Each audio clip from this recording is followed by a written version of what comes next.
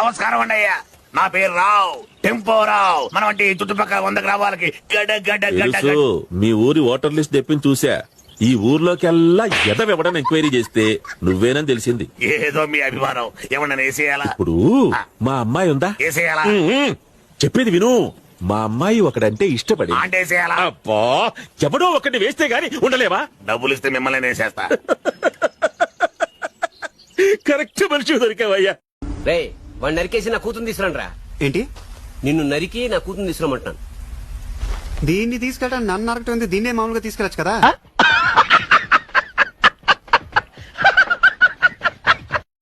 ఆడవాళ్ళకి మొగుడు పోతే పెన్షన్ ఇస్తున్నారు. ఓకే, వితంతం పెన్షన్. అది మొగుడికి పిల్లలు చచ్చిపోతే మరి ఆడికి పెన్షన్ లేదా? ఇదేం గవర్నమెంట్ అండి? ఇప్పుడు రూల్ ఇప్పుడు ఈ ప్రజెంట్ సమాజంలోని ఆడ మగ ఒకటే.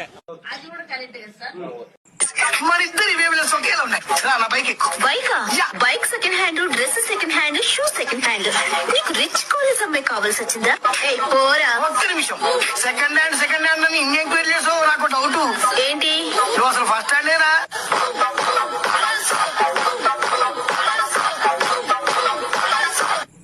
మరి ఇద్దరు ఇవే. ఎవడా నన్ను ఆంటీ అనేది? ఫెయిర్ అండ్ లవ్లీ యాడ్లా అంత ఫెయిర్ గా ఉంటే ఆంటీ అంటానికి నీకు నోరేలా వచ్చిందిరా? మా వాడికి కొంచెం సైడ్ ప్రాబ్లంలే చెల్లెమా. చెల్లెమా ఎవడా?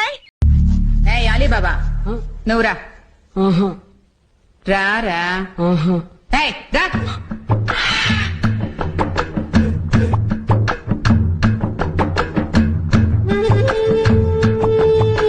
నన్ను కొట్టు.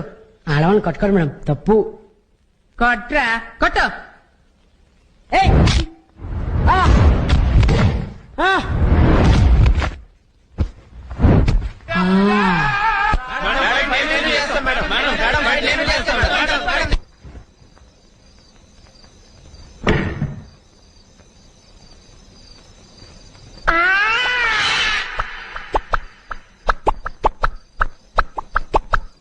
నువ్వా?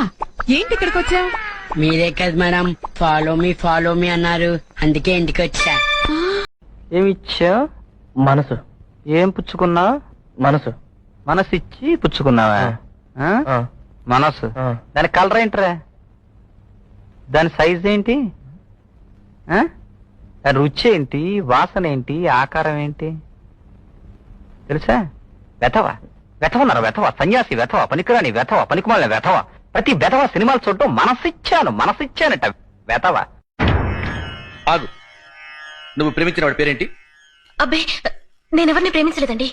అబద్ధం చెప్పి ఆడవాళ్ళంటే నాకు అసహ్యం. నిజం చెప్పు. నిజంగా నేనెవరిని ప్రేమించలేదండి. చెప్పు చెప్పు. మన జీవితాలు కూడా అలా ముక్కలు కాకుండా ఉండాలని అడుగుతున్నాను. చెప్పు. ప్రేమించిన మాట నిజమే, కానీ ఇప్పుడు మీతో నాకు పెళ్ళైంది కదా. ఒకరిని ప్రేమించి ఇంకొకరిని పెళ్లి చేసుకోవడం న్యాయమా?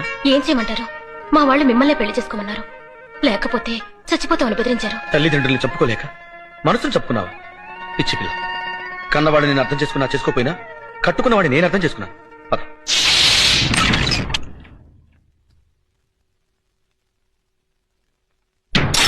చూసావా, ఇక్కడ కూడా ఒక కప్పు పగిలింది.